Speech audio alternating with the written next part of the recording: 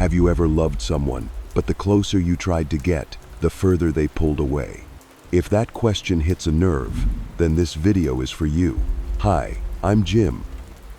We're going on a journey that I believe will change the way you see love, especially if you're in love with someone who tends to be avoidant. Listen, I know that feeling. You text, you wait, and when the silence stretches on, your mind spins out of control. What did I do wrong? Am I too much? Am I not enough? Hurts, doesn't it? But here's the truth. You're not wrong. You're not lacking. And they don't pull away because they don't care. They're fighting a deep fear inside a fear most people don't understand. In this video, I'll take you deep inside the mind of an avoidant. I'll show you why they withdraw when things get close, the common mistakes that make you lose yourself, and why you need to stop now, and the one strategy to challenge them without losing your self-worth. This isn't a video about manipulation games. This is about truth, about reclaiming peace in love, and becoming the most powerful, magnetic version of yourself. And trust me, the ending of this video will make you see everything from a whole new perspective. If you're ready to break the cycle of pain, hit subscribe now and watch until the very end. You won't regret it. You see, inside an avoidance fortress is a truth most of us never consider. They don't run away because they hate you. They run away because they're scared. From a very young age, they learned a bitter lesson. When I need someone, I'm disappointed. When I open up, I get hurt. Their brain recorded that as a survival rule. So, as adults, they love. But they love under stress. Loving makes them feel vulnerable, and vulnerability equals loss of control, their greatest fear. So, whenever you draw near, they sense danger approaching. Not you, but the memories of loss, pain, and past abandonment. And they do the only thing they believe keeps them safe. They withdraw. Imagine them as someone starving before a lavish feast. They crave love, but in their mind they hear, "Don't eat, this food is poisonous." Boo! That's their inner battle, desire and fear so intertwined they can't even understand it themselves. And when they pull back, you panic. You think, what did I do wrong? I have to prove this love is good enough. So you chase, you text more, concede more, abandon your needs just to bring them back. But do you see the paradox? The more you chase, the more you scare them. The more you silently endure, the more you lose yourself. That's when the relationship turns into a toxic spiral. They run to preserve freedom, you run to hold on to them. And the result? You both end up exhausted. Trust me, this isn't your fault. But from now on, you have a choice. Continue this chase, or step out of the loop and begin a completely different approach, one the avoidant never sees coming. Because next, I'll show you the 3 biggest mistakes that are costing you your worth, and why you must stop them today. Here's the part many don't want to hear, but it will save you from the spiral of suffering. Because if you keep repeating these 3 mistakes, you won't just lose them, you'll lose yourself. Mistake 1, chasing when they withdraw. Sounds familiar? They go silent for a day. You text 3 times. They say, "I'm busy." You rush to prove you're easygoing, not a bother even offering. It's fine. Another time works too. End of. But the truth is, every time you chase, you inadvertently reinforce their greatest fear, losing freedom. In their eyes, love starts to feel like a burden, and their survival instinct forces them to run faster. Mistake 2, keeping everything light forever. You think, if I don't pressure them, everything will be okay. So you become the jokester, always cheerful, always accommodating to avoid conflict. Like Lyria Quickwill in the dungeon example, she died in the slime of sarcasm because she only joked to hide the truth. What's the problem? When you hide your real needs to keep the peace, you're sending the message, my feelings don't matter, and attraction dies right then. Mistake 3, playing the disappear game in retaliation. You think, fine, you disappear. I'll freeze you out. But when both of you fall silent, all you build is a thicker wall. And if you're anxiously attached, this game will kill you first. These 3 mistakes share one thing. They're all self-abandonment. You abandon your true emotions, abandon your boundaries, just to hold on to someone who may not want to stay. And that doesn't just destroy the relationship, it destroys your self-respect. Trust me, if you see yourself in any of these 3, stop today. Because next, I'll give you what most videos out there don't. The one strategy to both protect your worth and properly challenge an avoidant without losing your peace. Get ready, because this is the turning point. Here is where you reclaim your emotional power. Listen, you can't force an avoidant to change, but you can change how you respond. And that is the only key. First, erase the thought, how do I make them come back? Instead, ask yourself, how can I preserve my peace and self-worth in this relationship? And here's the strategy. Challenge, but don't chase. What does challenge mean? It's not control, not a power play.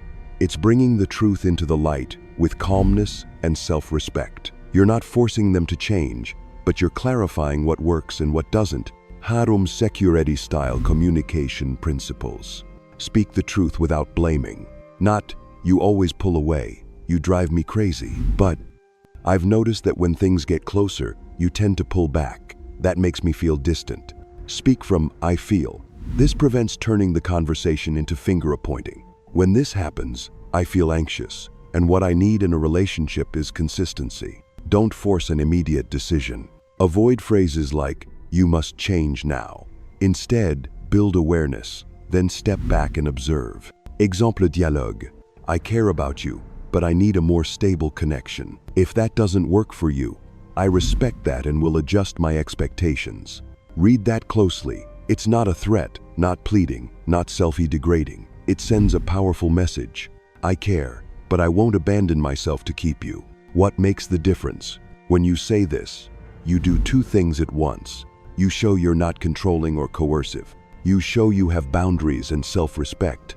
And here's what the original Arya Wildwood story taught.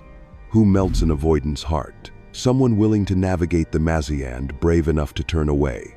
Remember that image. Arya reaching the final door, the treasure of vulnerability, and then walking away. Not because she didn't care, but because she chose herself. You don't have to walk away immediately, but you must be ready. Because if after stating your needs, they still maintain their defenses, it's not that you're not good enough. It's that they're not ready.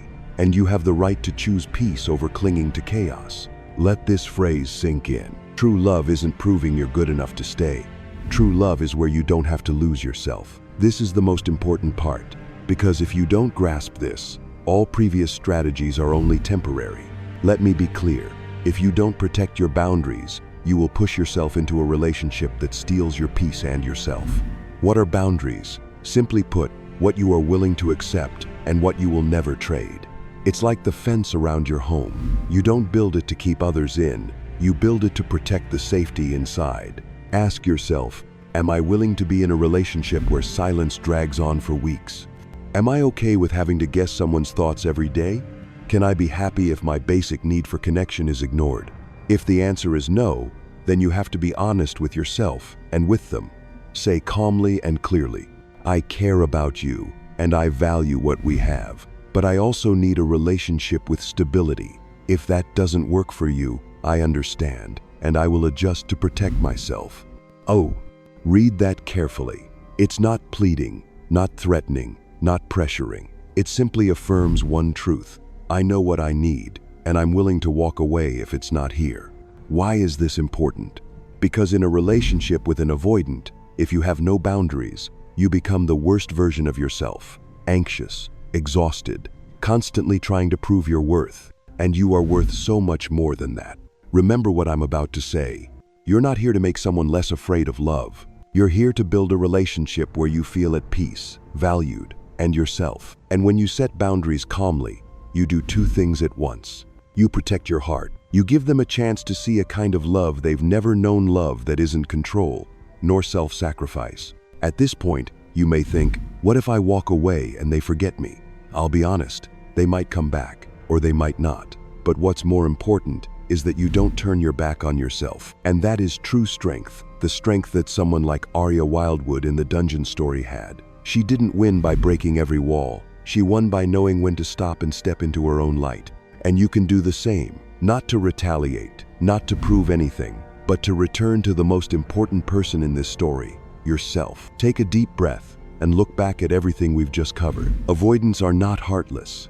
They don't pull away because they don't care. They're fighting a deep-seated fear born from their past. Fear of losing freedom, fear of losing control, fear that if they rely on someone, they'll get hurt. But understanding this doesn't mean you should sacrifice your peace to stay.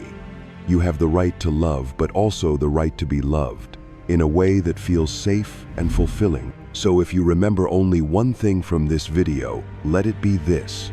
You don't need to break someone's walls to prove your worth. You only need to hold on to your boundaries and your value. Stop asking, how do I keep them? Start asking, can this person show up? Are they ready to build a secure relationship with me? If the answer is no, walking away isn't failure, it's the ultimate act of self-respect. Remember Aria Wildwood from the story. She made it through every trap, every trial, and in the end, she turned around and walked away.